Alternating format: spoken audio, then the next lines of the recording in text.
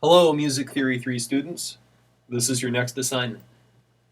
The assignment is to create a chart of chords that illustrates the typical function in type 1 resolution for each of the non-dominant seventh chords as well as their inversions.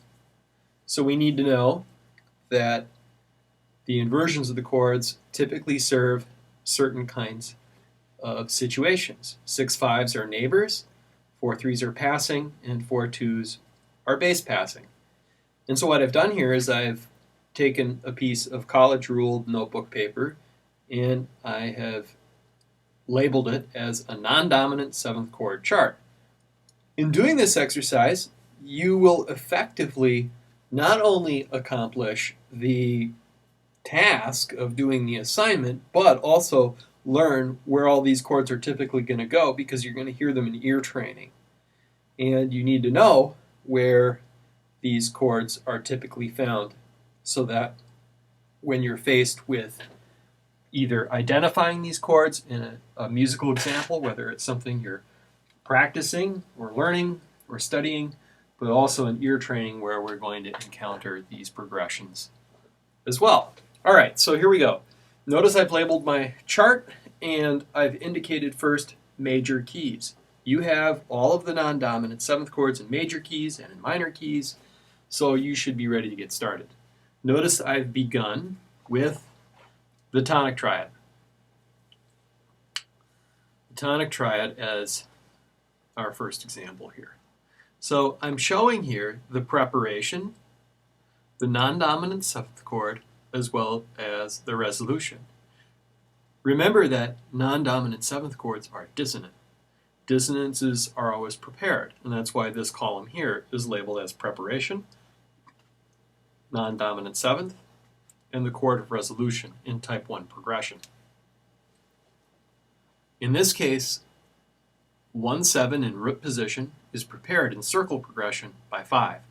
Sometimes 1/7 is prepared by the tonic triad itself, and this is true for non-dominant seventh chords, and they oftentimes are prepared by themselves as a triad. Adding a seventh increases dissonance. In this case, I've elected to show this as a circle progression. You can do it either way, or perhaps you can add parenthetically Roman numeral 1 here. But this is what I've done. 1/7 progresses in circle progression to the subdominant. Next, the neighboring 6/5 progression. 4, 1, 6, 5, 4. In this case, the bass, which is the fourth scale degree, will progress one scale tone, one diatonic tone down to the third scale degree, which is effectively the third factor of this chord, and then it will progress on up. 6/5 progressions typically go up to the chord of resolution. Next is the passing 4/3. A 4/3 chord serves to prolong or pass between two different positions of another chord. In this case, as a non-dominant seventh chord, 1/4/3 serves to pass between 4 and 4/6. The bass is the fourth scale degree in this chord. It progresses to the fifth factor of this chord and then on to the third factor of this chord. Scale degree 4, scale degree 5, and scale degree 6 are served with this progression. Next is casually called the bass passing progression. Bass passing is prepared by tonic as a triad.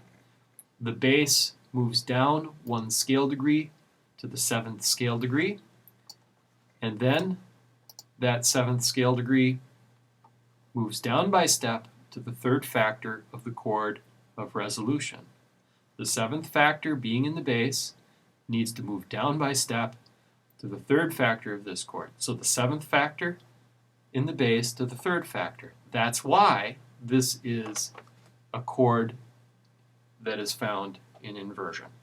Okay, so that completes tonic as a non-dominant seventh chord as well as its various manifestations when it comes to inversions. Next, I've gone on to illustrate what happens with the supertonic triad in a major key. The supertonic triad, in this case prepared in circle progression by the submedian 6 to 2-7 and then on to 5 in circle progression. Now, in type 1 resolution, the 6-5 position of this chord is prepared by the dominant 5, 2-6-5, and then as a neighbor progression back to 5. Notice 4, 1-6-5, 4. As we go up a step in the scale, 5, 2-6-5, 5. And so your Roman numerals should show this logical progression as you methodically work through the various Roman numerals that appear in your keys. Now, I'm not going to talk about this much more because you need to figure this stuff out on your own as you work through the assignment. But know that when you get to minor keys, in class we talked about the 2 half diminished chord and how when it comes to a 2-4-3 chord there are problems with the bass, and so that chord is not used. And so you'll want to indicate that somehow on your chart, that 2-4-3 in minor keys is problematic. And maybe that's a point of your chart, maybe to somehow show the bass line in letters or in scale degree numbers or in some such way. So you have the freedom to, if you want to use Microsoft Word or Excel or some other such program, you can do that. But the assignment may be completed with pencil and paper. You'll notice I've used a ruler on my chart just to make my lines a little bit straighter.